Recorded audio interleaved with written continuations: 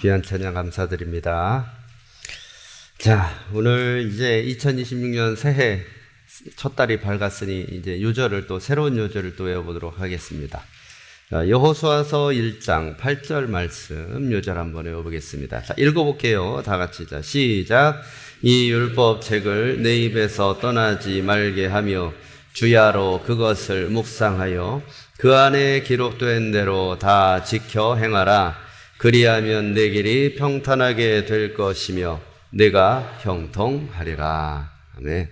다시 한번 해볼까요? 자, 시작. 이 율법책을 내 입에서 떠나지 말게 하며 주야로 그것을 묵상하여 그 안에 기록된 대로 다 지켜 행하라. 그리하면 내 길이 평탄하게 될 것이며 내가 형통하리라. 아멘. 여호수아 1장 8절 말씀. 쉽죠? 어렵구나. 한 번만 더 읽어볼게요. 자, 뜻을 생각하면서 해야 돼요. 뜻을 생각하면서. 그게 뭐냐면 말씀을 외우라는 얘기잖아요. 그렇죠? 근데 말씀 대신에 율법책을 넣고 율법책을 내 입에서 떠나지 말게 하고 밤낮으로 묵상해라. 주야로 그것을 묵상하여. 그 다음에 묵상했으면 어떻게 돼요? 지켜야지. 그 안에 기록된 대로 다 지켜라. 내용이 확 하죠. 그럼 어떻게 된대요? 내 길이 평탄할 것이고 네가 형통하리라. 예.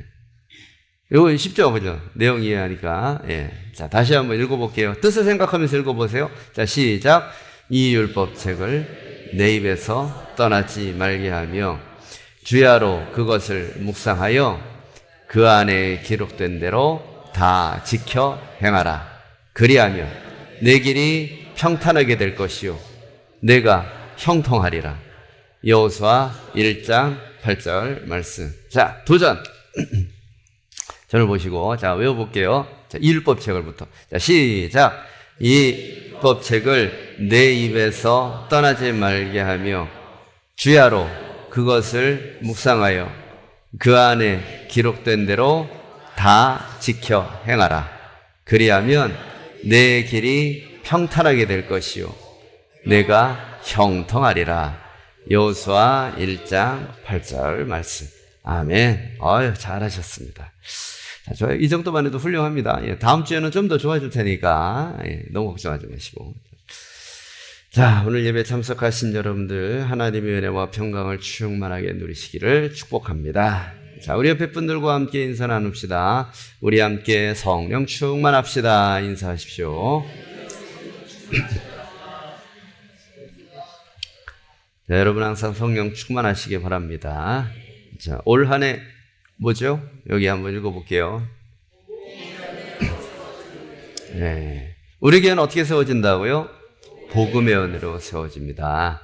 우리에게 복음이 필요하고 또 복음을 모르는 사람들에게도 복음이 필요하고 그래서 우리 교회가 올 한 해는 복음으로 우뚝 세워지기를 축복합니다.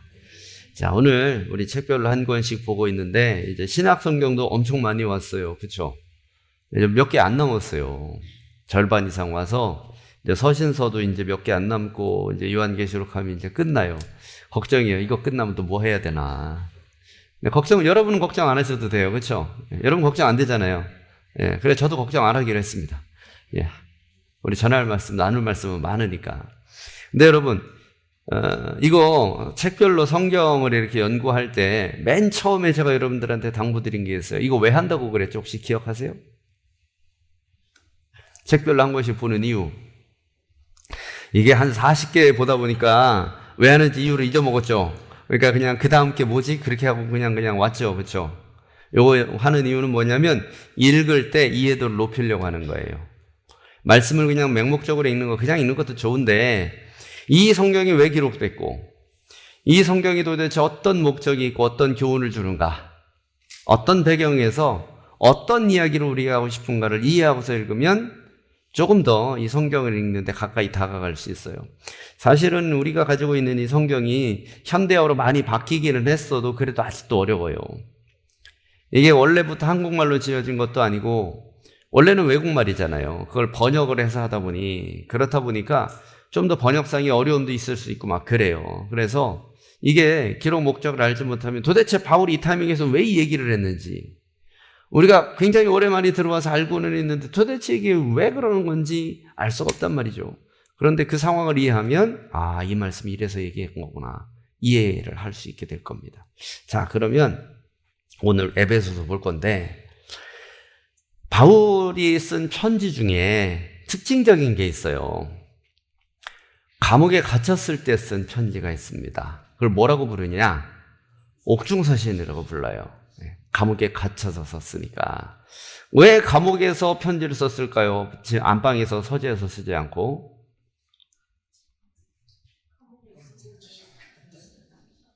그렇죠. 감옥에 갇혔으니까 감옥에서 썼겠죠. 근데 굳이 왜 여러분 감옥 가보셨나요?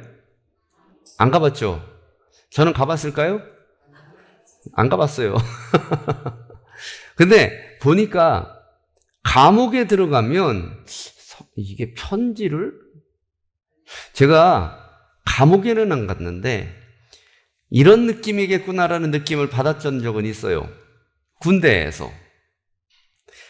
가기 싫은데 끌려가는 거는 매한가지니까. 사람이 누구나 가기 싫은데 끌려가면 뭐가 생각나느냐? 집 생각나요. 원래 있던 데 생각나고. 그리고 또 누가 생각나느냐면 사람들이 보고 싶어요. 그러면 군대는 뭐 2년, 1년, 요새 2년 반이죠. 그거 갔다 오면 끝나니까 그렇다 쳐요. 감옥은 몇 년을 있어야 되고 죽을 수도 있고. 바울사도 같은 경우는 이제 거의 죽을 수도 있잖아요. 거의 죽을 확률이 높잖아요. 자, 그러면은 바울사도는 뭐가 생각났을까요? 집은 안 생각났을 거예요. 그렇죠? 왜? 지금 사명 때문에 집이고 가족이고 다 버렸어요. 그리고 가문에서도 이미 호적을 팠어. 성경에 그런 말은 안 나오지만 아마 그랬을 거예요. 네. 유대교에서 축출됐으니까 호적에서 팠다고 보면 돼요. 기독교인이 된 거니까. 그러니까 이제 바울사도 같은 경우는 사실은 집이라고 불릴 만한 그게 없어요. 의미가 없어요. 바울사도한테는. 복음 전하기 위해서 다 버렸으니. 그러니 생각나는 건 누구예요? 바울사도한테. 그렇죠. 교회가 생각나요. 성도들이 생각나고. 그런데 그 성도들을 생각하다 보니 이 성도는 이런 문제가 있고 이 교회는 이런 어려움이 있고 이거 다 생각나잖아요. 거기다가 감옥에서 이제 면회하려고 자기를 찾아오는 뭐 그런 사람들한테 누가라든지 이렇게 소식을 전해 들으면 바울사도님, 에베소 교회는 이런 어려움이 있답니다. 고린도 교회는 현상이 이렇답니다. 빌립보 교회는 지금 이렇대요. 이런 얘기 들으면 바울사도가 이제 가서 권면해주고 싶지만 못 가니까 어떻게 하냐면 편지를 막 쓰는 거예요. 자, 그 중에서도 이제 에베소서를 쓰는 겁니다. 에베소서는 로마 감옥에서 바울이 썼어요. 자, 로마 감옥. 이스라엘은 예루살렘 감옥이 아니라 로마 감옥이라면 이제 갈 때까지 간 거예요. 바울 사도가 예루살렘에서 복음을 전하다가 유대 지역에서 복음을 전하다가 고소를 당해요. 유대교인들한테. 근데 유대교인들 아주 작정하고 달려들어요. 왜? 이 찬스에 바울을 죽여야 기독교인들이 좀 새가 꺾인다. 이렇게 생각을 한 거죠. 그래서 여러 가지로 참소를 막 합니다. 그런데 사도행전에서 우리가 봤던 바울의 상황을 편을 들어서 해결해 줄 만한 사람이 없지요. 왜? 유대 총독도 당연히 바울의 편은 아니고 유대 왕도 바울의 편은 아니고. 그럼 바울이 할 수 있는 방법은 뭐냐면 이거는 부당합니다라고 항고할 수밖에 없는 거예요. 그래서 항고를 해서 어디로 가냐면 로마 황제한테 항고를 했어요. 나 로마 시민이니까, 그죠? 바울사는 로마 시민이니까 그럴 권리가 있으니까 로마 황제한테 항고를 한 거예요. 그래서 어떻게 하냐면 유대 지역에서는 이게 결판이 안 나니 로마로 압송되어 가는 겁니다. 그래서 로마 감옥에 갇힌 거지요. 자, 거기에서 에베소 교회의 소식을 듣습니다. 자, 그러면 바울 사도에게 에베소 교회는 어떤 의미가 있느냐? 바울 사도는 떠돌이 순례자라고 보면 돼요. 집도 절도 없다고 그랬죠. 절은 당연히 없지. 예수 믿는 사람이 무슨 절이야. 이제 집이 없죠. 그러니까 여기저기 다닌단 말이에요. 바울 사도가 전도여행을 몇 번 갔어요?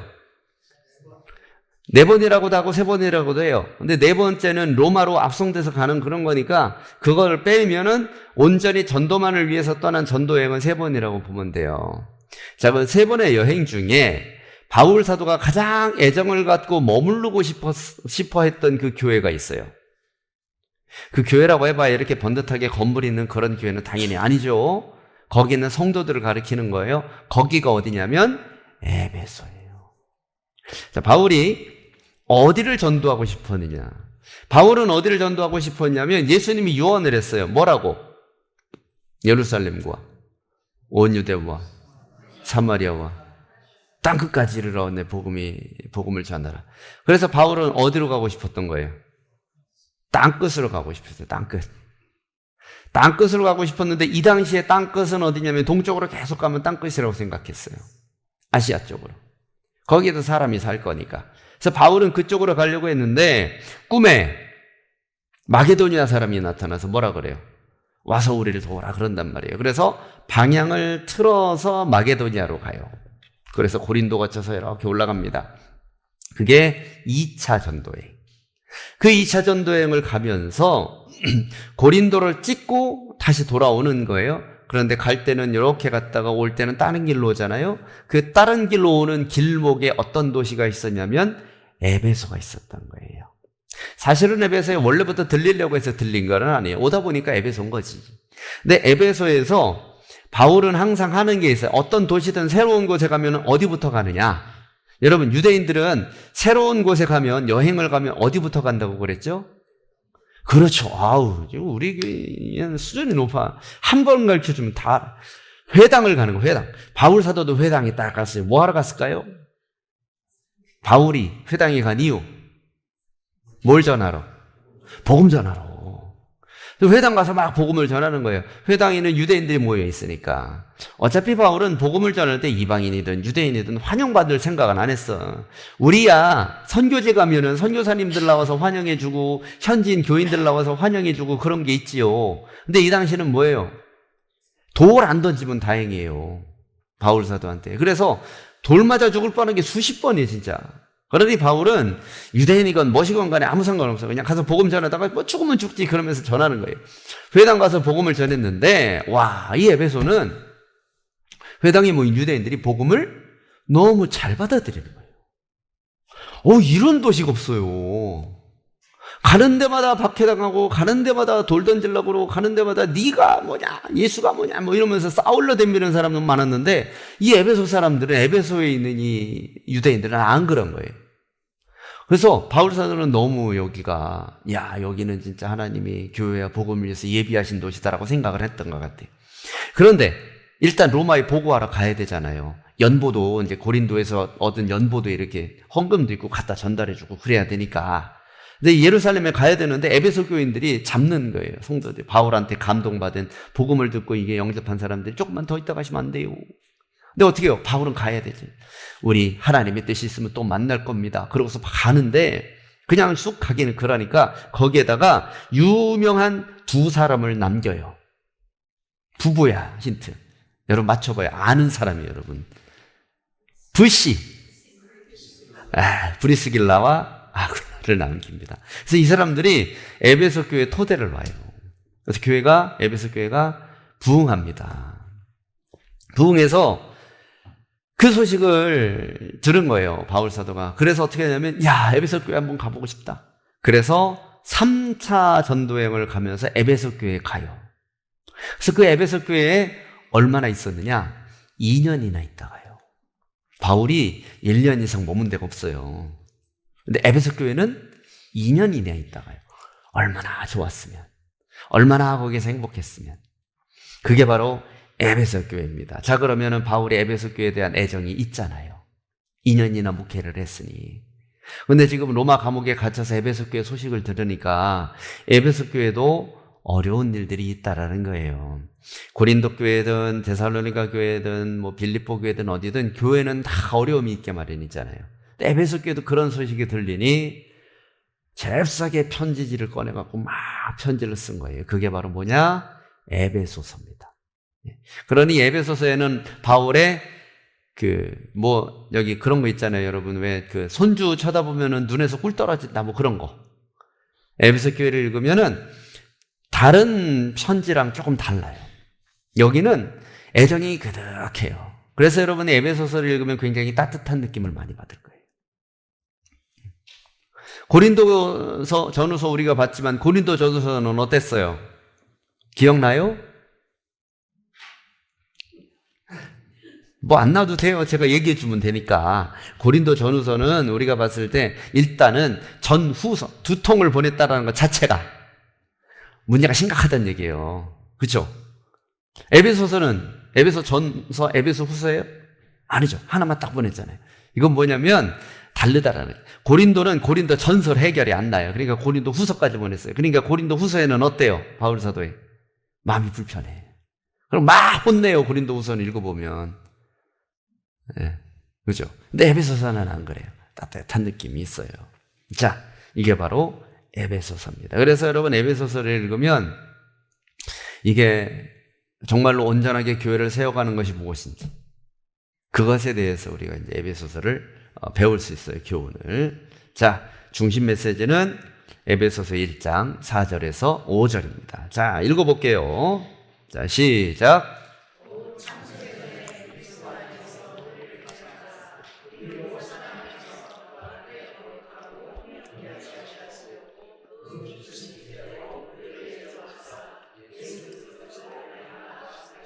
아들들이 되게 하셨습니다. 아멘. 자, 에베소서는 전체가 6장으로 되어 있어요. 6장으로 되어 있어서 절반을 뚝 갈라서 앞에 3장, 뒤에 3장 이렇게 갈릴 수가 있습니다. 그래서 앞에 부분은 뭐냐면 교리적인 내용이 있어요. 1장부터 3절까지는. 그리고 4장부터 6절까지는 실천적인 내용이 들어가 있어요. 자, 그런데 이 에베소서는 특별히 서신서의 여왕이다 이런 별명이 붙어 있어요. 왜 그러냐면 바울의 서신 중에 교리적인 깊이가 꽤 깊어요. 그래서 이런 별명이 붙어 있습니다. 핵심 메시지는 뭐냐면 그리스도 안에서의 하나됨, 교회의 영광, 하나님의 영광 이겁니다. 자, 다시 그리스도 안에서의 하나됨과 교회의 영광, 이게 에베소서의 중심 생각이에요. 자, 한번 나눠봤으니 좀 더 이제 나누고 가볼게요. 사실은 이거 나누는 거야 여러분들이 기억을 하면 좋고 참고적으로 이런 것이다 라고 이제 알아두면 좋아요. 그래서 이제 나누는 거고, 이거 뭐 기말고사에 나오는 것도 아니고 시험에 나오는 것도 아니니까 여러분들 너무 부담 안 가져도 돼요. 근데 이런 게 있구나 그냥 재밌게 이렇게 들으시면 돼요. 자, 1장 에베소서 1장에서는 무슨 얘기를 하냐면 교회가 그리스도의 몸이라고 얘기를 해요. 여러분, 교회가 그리스도의 몸이라는 얘기는 에베소서만 나오는 게 아니에요. 서신서에는 다 나와요. 당연하죠. 요즘처럼 우리처럼 이렇게 유튜브 하고 그러면은 영상 하나만 올리면은 이거 보세요 하고 보면 다 보잖아요. 그죠? 한 번만 얘기해도 되잖아요. 근데 이 당시에는 안 그러니까 교회마다 다 편지를 따로 써야 되잖아요. 그럼 어떻게 해요? 이 교회에 딴 얘기하고 저 교회에 딴 얘기하고 이 교회에 딴 얘기하고 그럼 헷갈리잖아요. 그렇죠? 그러니 바울 사도는 뭐냐면 가급적이면 용어를 통일했었어요. 그래서 교회를 어디에다가 비유하냐면 몸으로 잘 비유를 해요. 그래서 여기 에베소서 말고도 다른 서신서에서도 그리스도의 몸이 교회다, 교회가 그리스도의 몸이다라는 표현을 자주 볼 수 있습니다. 그래서 여러분들이 익숙하신 거예요. 에베소서를 처음 봐도. 자, 교회가 그리스도의 몸이다. 에베소서 1장 22절 23절. 자, 노트 보시고 읽어보겠습니다. 자, 시작. 또 만물을 그의 발 아래 복종하게 하시고 그를 만물 위에 교회의 머리로 삼으셨느니라. 교회는 그의 몸이니 만물 안에서 만물을 충만하게 하시는 이의 충만함이니라. 충만 계속 얘기하죠. 뭐가 충만할까요? 여러분 일단 충만, 그럼 뭐 생각나요? 성령 충만 생각나죠? 마찬가지예요. 교회 뭘로 채우겠다? 성령으로 충만하게 하는 하나님의 역사와 인도하심이 있다라는 거예요. 자, 여기서 보면은 만물을 그의 발 아래 복종하게 하셨다라고 돼 있죠. 여기서 그가 누굴까요? 예수인데, 예수님이에요. 만물을 예수님 아래 복종하게 하셨다. 이게 무슨 뜻입니까? 그러면은 만물이 예전엔 예수님의 발 아래 복종을 안 했었나요? 무슨 의미일까요, 이거? 자, 여러분 이거 생각해 보세요. 예수님이 육신의 몸을 딱 입고 있었을 때 세상이 예수님을 어떻게 대했어요? 배척했지요. 그렇죠? 따라다니는 수천 명의 사람들이 있기는 했지만 최종적으로는 예수님을 배척했잖아요. 그렇죠? 그럼 뭐예요? 복종한 거예요, 안 한 거예요? 안 했다고 볼 수 있는 거예요. 그런데 바울은 뭐라고 그래요? 만물을 예수님의 발 아래 복종시켰대요. 누가? 하나님이 그렇게 하셨다라는 거예요. 어떻게?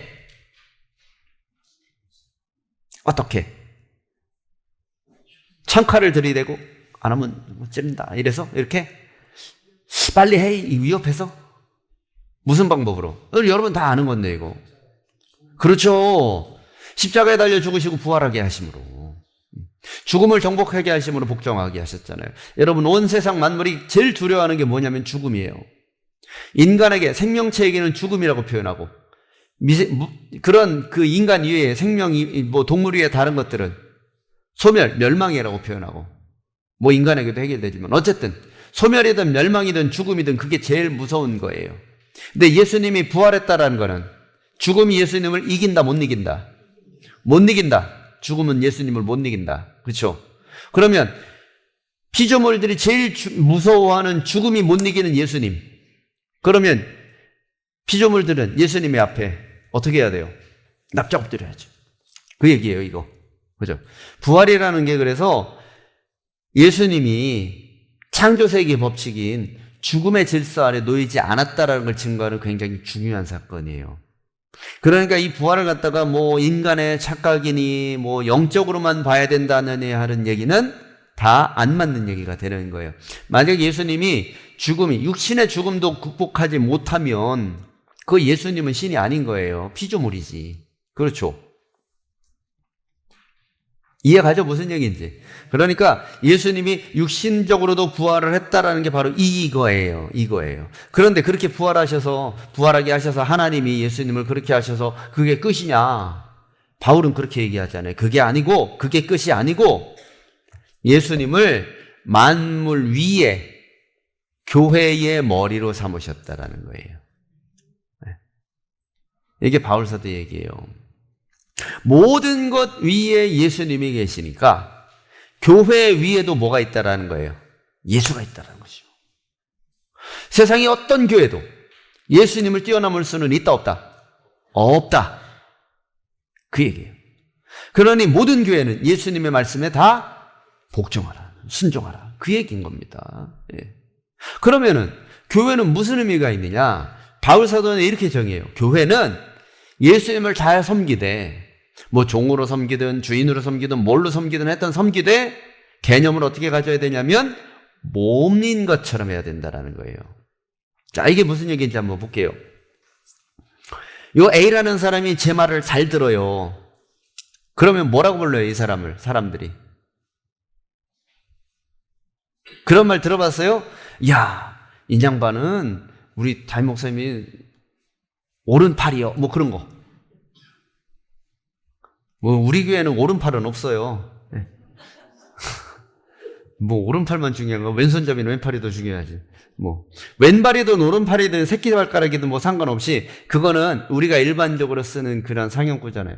이 사람은 여기 오른팔이야. 이런 거. 그죠? 여러분, 요거 비슷한 얘기가 뭐냐면 거의 몸처럼 하는 거야. 요거예요. 무슨 얘기인지 알겠죠? 교회는 그냥 예수님 말을 들었다 안 들었다, 유리하면 들었다가 불리하면 안 들었다 하는 그런 존재가 아니라 예수님의 손발처럼 움직여야 된다는 거예요. 수족처럼 움직여야 된다. 우리가 그런 표현 쓰듯이 오른팔처럼 해야 된다. 그게 바로 뭐냐면 예수님이 머리고 교회가 몸이라는 뜻이에요. 바로 그게 에베소서에서 나오는 개념이에요. 자, 여러분, 교회가 건물이 아니라는 건 여러분 아시잖아요. 그죠? 이 당시의 교회가. 지금은 이중적인 의미로 쓰이죠. 교회라는 게 교회가 건물로서의 교회를 가리키기도 하고 성도들의 모임으로서의 교회를 가리키기도 합니다. 지금은 그래요. 근데 이 당시에는 건물이 없어요. 교회에. 여러 번 설명드렸어요. 그렇죠? 건물이 있을 수가 없다고, 교회가. 교회가 건물이 세워지는 순간 거기는 타기 시대에서 핍박이 들어오니까 건물이 있을 수가 없어요. 그나마도 모임 장소를 계속 바꿔가죠. 이렇게. 오늘은 김 집사네, 내일은 이 권사님네, 이렇게 계속 바꿔가잖아요. 그러니까 이 당시에 교회 그러면 사람들. 자, 그 사람들이 예수님의 손발처럼 움직여야 된다라는 거죠. 그 개념 그대로 우리가 갖고 올 수 있어요. 여러분, 우리도 그리스도를 머리로 하고 예수님의 손발처럼 움직여야 되는 거예요. 성도, 이게 뭐냐면 거룩한 물이잖아요. 왜 거룩하냐? 왜 구별되냐? 다른 사람들은 몰라도 우리만큼은 예수님 손발처럼 움직인다. 그래서 성도예요. 그래서 구별이 되는 겁니다. 그래서 하나님은요, 교회를 통해서 하나님의 뜻을 나타내시는 거예요. 왜 그러는지 이제 이해 가실 거예요. 왜 교회를 통해서 하나님의 뜻이 선포되는지. 하나님은 능력이 많잖아요. 근데 하나님의 뜻을 선포하는 방법이 교회밖에 없는 게 아니잖아요. 세상 만물을 통해서도 다 하실 수 있잖아요. 돌아다니는 뭘 통해서도 하나님 뜻은 다 나타날 수 있어요. 그런데 우리 일반적으로 그래요. 교회에 다녀야 하나님의 뜻을 안다고. 되게 올드한 표현이에요. 되게 옛날 표현. 그죠? 교회에 다녀야 된다고 그러잖아요. 우리가 예수 믿으세요랑 교회 다니세요랑 거의 같이 써요. 복음을 전할 때 정확하게 얘기하는 거는, 가장 정확한 거는 예수 믿으세요예요. 그쵸? 근데 우리는 일반적으로 어떻게 얘기해요? 교회 나오라고 그래요. 여러분, 전도할 때 교회 나오라고 하면 돼요, 안 돼요? 왜 안 돼요? 되지.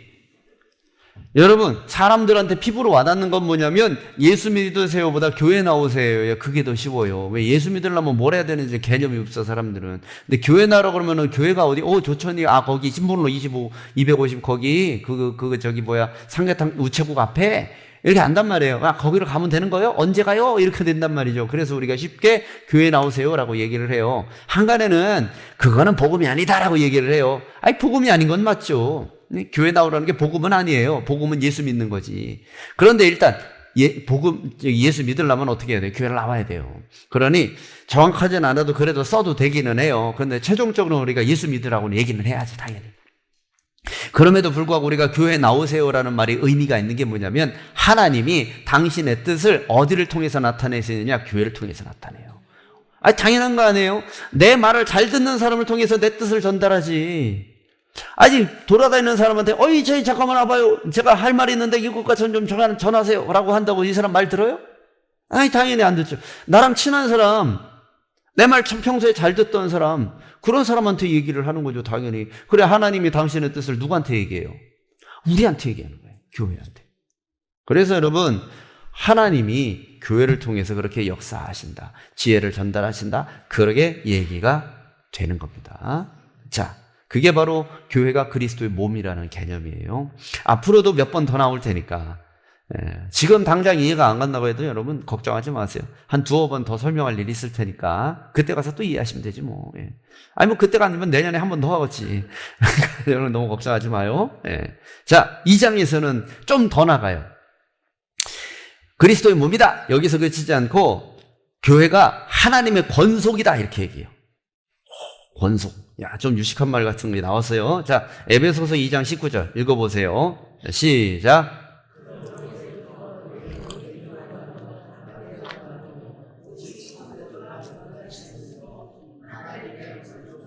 하나님의 권속이라. 여러분, 권속이 뭔 소리예요? 권속이 무슨 뜻일까? 그렇죠. 권한 안에 속한 사람을 권속이라고 불러요. 자, 그러면 보세요. 권한 안에 속했다는 게 무슨 뜻입니까, 도대체? 이게. 생각나는 거 다 얘기해봐요. 아마 웬만하면 다 맞을걸요?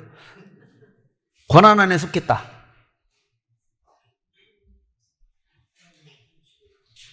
네? 크게. 뭔가 맞는 얘기를 하신 것 같은데.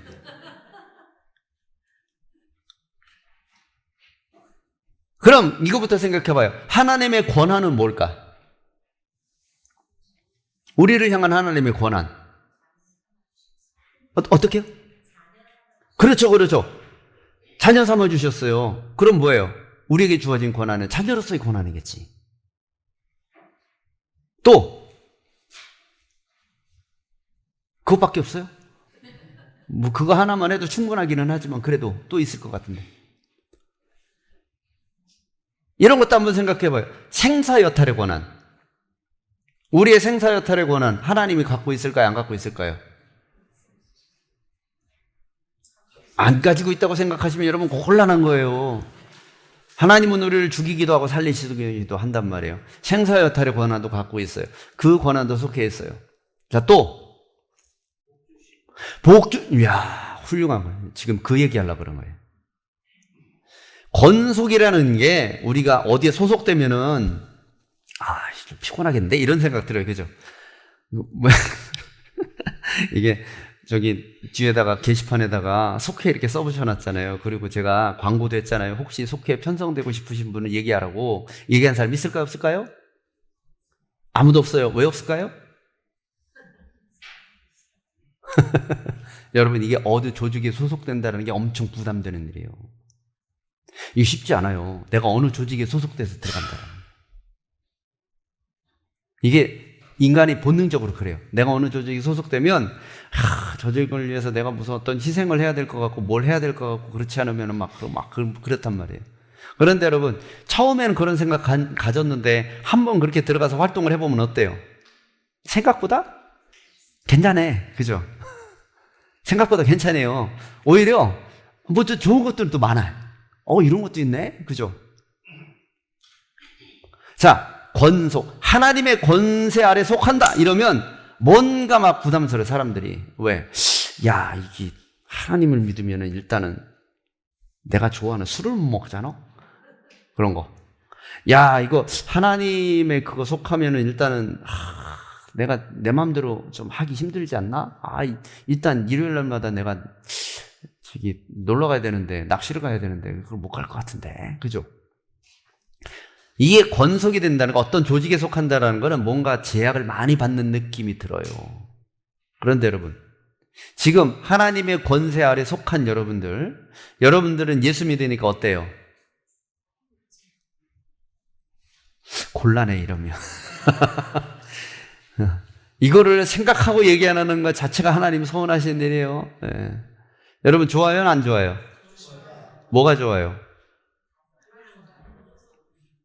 그래서 좋아요. 그렇죠? 뭐라 얘기들 하시는데 그래서 좋아. 네.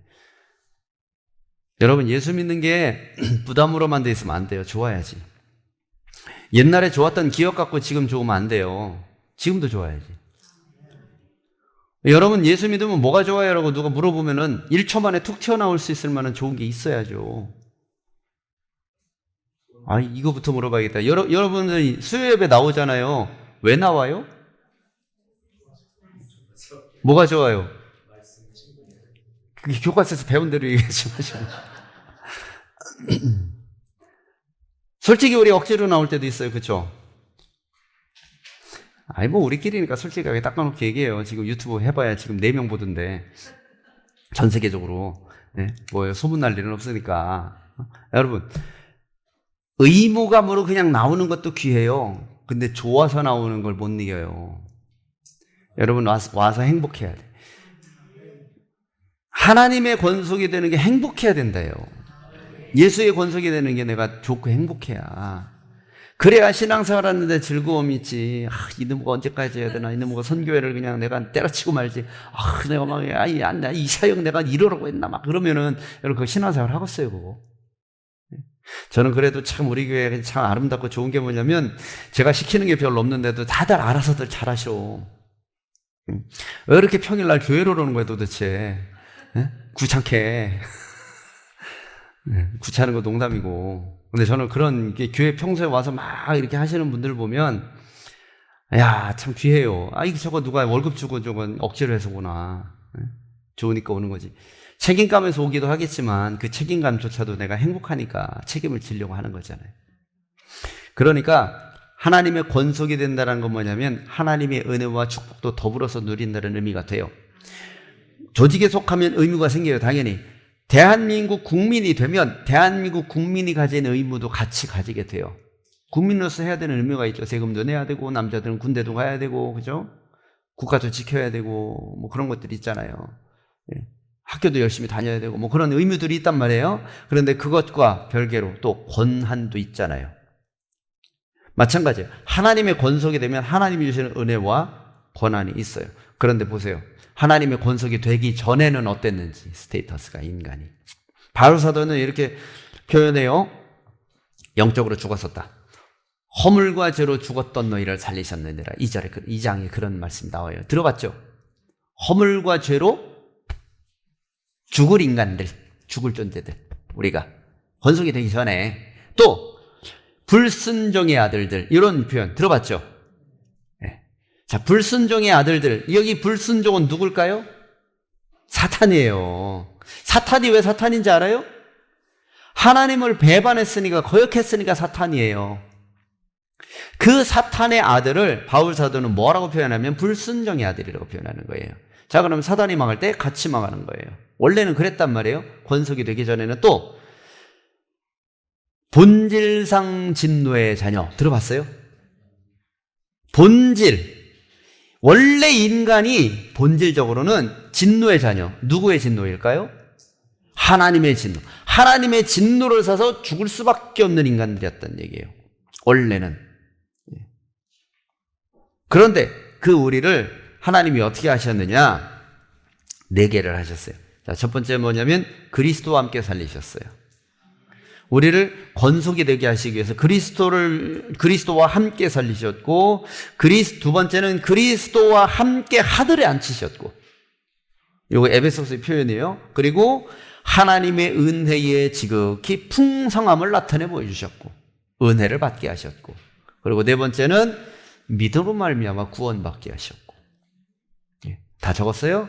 못 적었죠? 예. 그래서 한번 다시 얘기해 줄게요. 짧게. 자, 첫 번째는 뭐냐면 그리스도와 함께 살리셨고, 자, 두 번째는 하나님 곁에 앉히셨고, 이건 하나님의 자녀 삼으셨다는 얘기예요. 하나님 곁에 천국에 앉히셨다라는 의미도 같은 말입니다. 자, 세 번째는 은혜를 얻게 하셨고, 그리고 4번째는 믿음으로 구원받게 하셨고, 이 4개로 가지고 우리를 하나님의 권속으로 삼았다라는 얘기예요. 이게 굉장히 바울 사도기에 있어서는 중요한, 우리 기독교인들에게는 굉장히 중요한 얘기예요. 권한 안에 속했으니 이제 하나님께서 어떻게 하시느냐면 자신의 권한으로 우리를 보여주시는 거예요. 자신의 권한으로 우리를 이끌어 주시는 거예요. 여러분, 누군가의 비호를 받는다라는 게 굉장히 중요해요. 우리 조천감리교회 교인입니다. 이거 우리 조천리에서는 그래도 좀 먹어주는 거 아닌가요? 이거 좀 괜찮은 거 아니에요? 괜찮은 타이틀? 예. 그죠? 이게 어디에 소속돼서 누구와 함께 한다라는 게 굉장히 가치가 달라지는 그런 것들이 있어요. 하나님의 권속에 속해 있다라는 거는 우리가 우리의 정체성이나 우리의 본질에 대해서 굉장히 중요한 어떤 기준점이 돼요. 하나님이 그걸 해주셨어요. 얼마 받고 해주셨을까요? 값없이, 무료로. 네. 여러분, 어느 조직에 소속되는 게 공짜로 들어가는 게 어디 있어요? 회비 내야지. 물론 교회에 회비 내진 않아요. 왜? 교회에 소속되는 거는 하나님에 소속되는 거랑 같은 거라서 교회에서 회비 걷는 게 아니에요. 우리가 헌금하는 게 회비가 아니잖아요. 그죠? 그거는 주님의 은혜에 감사해 우리가 자발적으로 하나님께 드리는 거지. 근데 세상에선 다 회비 걷어요. 어디 멤버가 되려면은. 회비 안 내면 연락도 안 해. 그죠? 회비를 내면 대우받아요. 그죠? 그런 거예요. 그런데 무료로 값없이. 회비는 누가 내주셨어요? 예수님이 내셨어요. 피값으로. 그래서 우리가 공짜로 들어갈 수 있었던 거예요. 네. 여러분, 미국 시민권 딸래도 봐요. 통장이 몇 있어야지 되지. 공짜로 되는 게 세상에 공짜는 없어요. 예. 그런데 구원은 우리에게 값없이 주어졌어요. 하나님의 권속이 값없이 될 수 있었다라는 얘기죠. 자, 3장. 그러면 하나님의 식구가 됐으면 그 다음에 하나님은 뭘 하시냐? 여러분, 식구끼리는 남들이 모르는 걸 알게 되는 게 있어요. 그죠?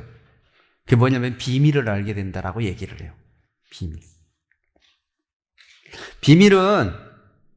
비밀이 뭐냐? 이거 일단 말씀부터 읽어봅시다. 에베소서 3장 6절. 자, 읽어볼게요. 자, 시작. 이는 이방인들이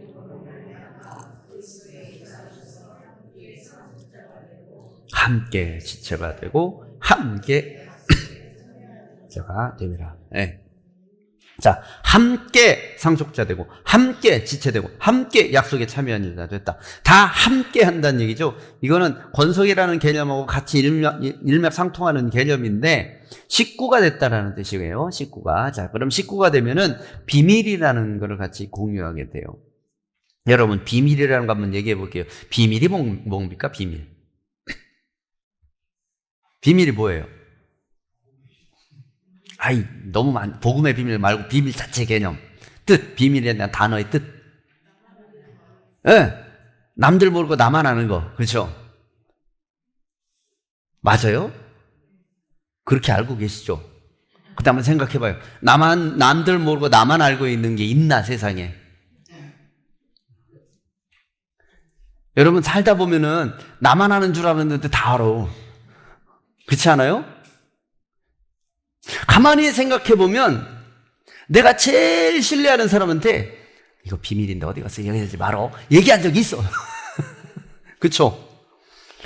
세상에 비밀은 없어요. 내 입 밖으로 나가는 이상, 아니, 내가 아는 한, 내가 알아버린 이상 비밀은 아닌 거예요. 진짜 비밀은 내가 몰라야 비밀인 거예요. 세상의 비밀은 내가 모르는 게 비밀이지 내가 알면 비밀이 아니에요. 여러분, 나만 알고 있다고 절대로 착각하지 마세요. 누군가 알아요. 다 알아요. 내가 알면 남들도 아는 거예요. 네. 그래서 이거 비밀 지키는 게 진짜 힘든 거예요. 어쨌든 그러면은 하나님에게 있어서 이게 비밀이라는 게 뭐냐? 비밀이라는 게 남들이 모르게 하는 게 비밀인데, 여러분, 비밀이 되려면 조건이 있어요. 내가 의도적으로 감추든지 아니면 의도치 않게 알려지지 않았든지, 둘 중에 하나가 돼야 비밀이 되는 거거든요. 자, 그러면은 하나님에게 있어서 이 비밀이 뭐냐? 이 하나님이 얘기하는, 바울 사도가 얘기하는 이 비밀은 아까 우리 장로님 얘기하신 것처럼 복음의 비밀을 얘기하는 건데, 자, 복음 비밀이에요? 아니에요? 원래 아니죠. 근데 복음을 모르는 사람한테는 비밀이죠. 그럼 왜 몰랐을까? 알려줬는데 왜 몰랐을까요? 여러 가지 이유가 있겠지만 그런 거예요. 나는 분명히 얘기했어. 근데 저 사람은 모른대. 그럼 알려준 사람은 어떨까요? 답답하죠. 복음이 그래서 비밀이 됐어요.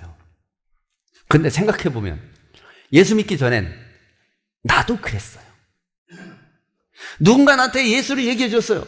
이거 중요한 거라고 그러면서 꼭 해야 된다고 얘기를 해줬어. 근데 니나 열심히 해. 그리고 난 안 갔단 말이에요. 저 사람은 어땠을까? 지금의 나만큼 답답해 죽었을 거예요. 그죠? 나도 이 양반한테 예수 믿어야 된다고 교회는 10수년을 얘기하는데도 말도 안 들어. 답답하잖아요. 그럼 뭐예요? 모르는 저 사람한테는 비밀이 된 거예요. 그게. 여러분, 바울 사도도 똑같아요. 복음을 열심히 가서 전해요. 회당에 가서 전하고 도시에 가서 막 전해요. 사람들이 잘 안 들어요. 답답하죠. 이거 알아야 저 인간들이 사는데 이거 모르니까. 그래서 바울 사도 뭐라 이걸 비밀이라고 얘기를 한 거예요. 비밀이라고. 그런데 이 비밀은 공개돼 버린 비밀이에요. 이미. 아니 뭐 숨기고 자시고 할 것도 없어요. 하나님이 대놓고 예수님을 십자가에 못 박았는데, 아니 대놓고 부활시키셨는데 뭘, 그죠?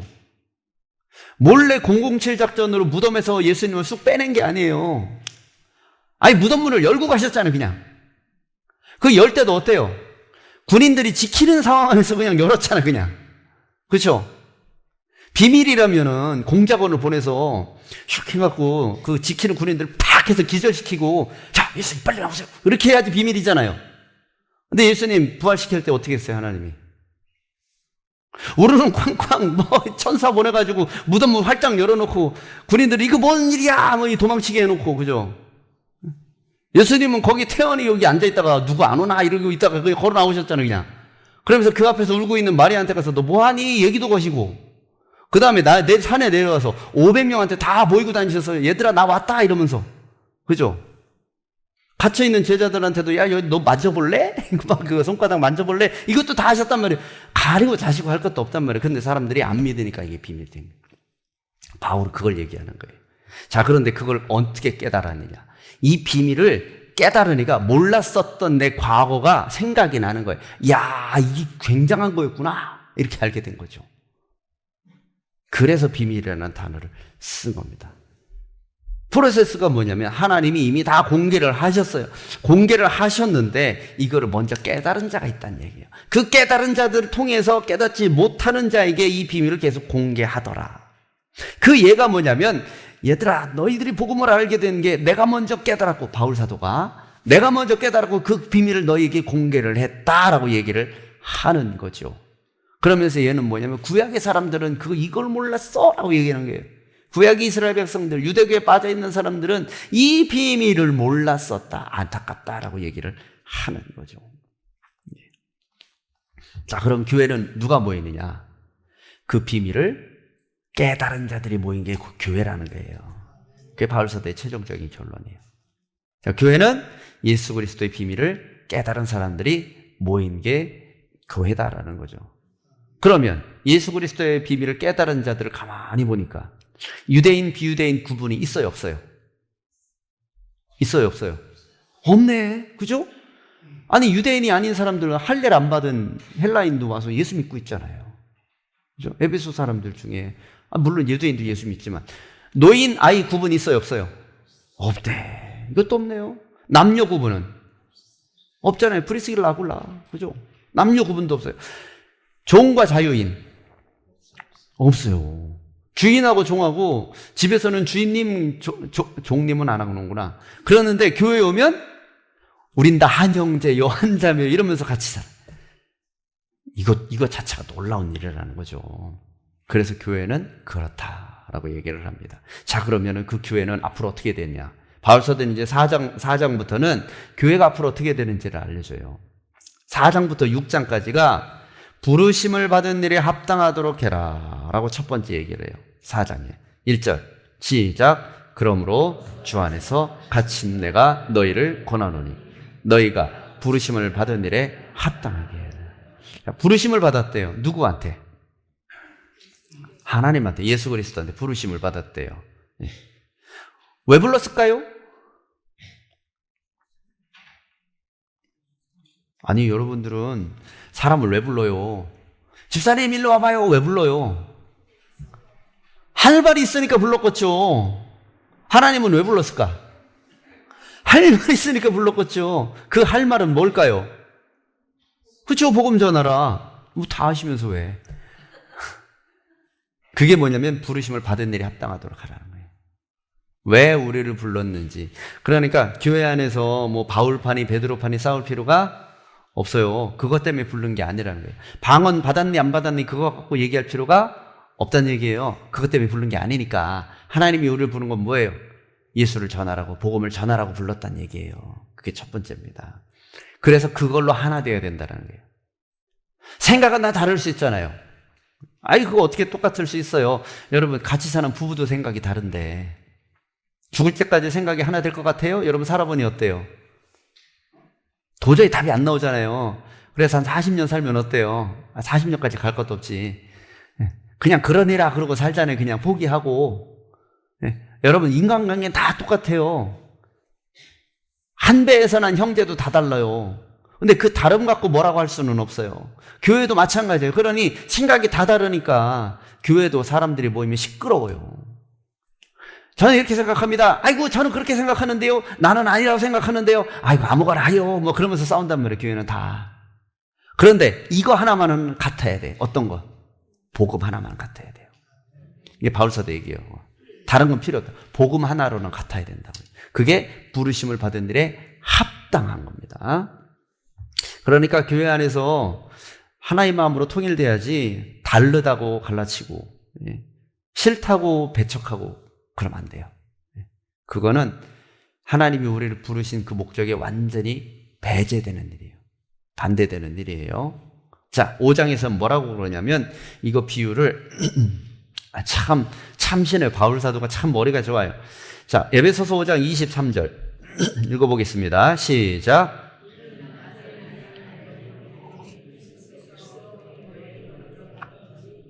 그가 바로 몸의 구주시라. 남편의 아내의 머리됨이 그리스도께서 교회의 머리됨 것 같다. 비유를 그렇게 한 거예요. 아까 얘기했죠. 교회가 몸이라고, 예수 그리스도가 머리라고. 근데 가정에서도 남편이 머리고 부인이, 아내가 몸 아니냐. 그러니까 이거 들으면 어떤 사람 그래요. 이거 페미니스트들이 들으면 아주 그냥 천인공노할 일이죠. 이 남존엽이라고, 그죠? 근데 이게 그런 뜻이 아니에요. 남자가 귀하고 여자가 천하고 그런 얘기가 아니에요. 이거는 이 당시에 사회상을 가지고 비유를 한 얘기예요.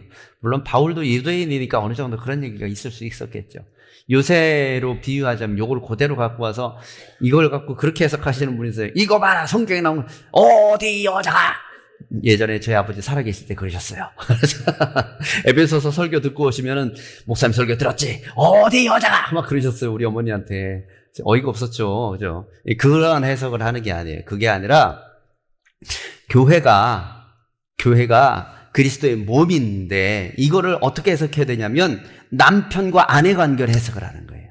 남편과 아내 관계로. 남성 우월주의가 아니라 핵심은 뭐냐면 머리 대신 그리스도에게 순종하라는 그런 얘기예요. 그게 핵심입니다. 이거를 거꾸로 적용해서 여자는 무조건 남자 말 들어야 돼 이렇게 하면 안 됩니다. 그러면 안 돼요. 요새 시대에 그러면 안 됩니다. 자, 6장. 그러면서 한 걸음 또 나가요. 그리스도를 남편으로 교회를 신부로 비유했다면 이제 뭐냐면 대장과 전사로 비유를 해요. 6장 13절. 자, 시작. 그러므로 하나님의 전신갑주를 취하라. 이는 악한 날에 너희가 능히 대적하고 모든 일을 행한 후에 서기 위함이다. 싸우러 나갈 준비하라는 얘기지요. 무슨 얘기인지는 아실 겁니다. 자, 에베소서의 교훈 3가지 읽어보겠습니다. 자, 시작. 자, 2번 시작.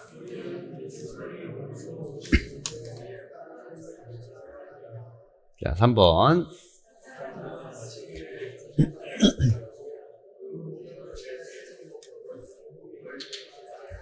아, 네.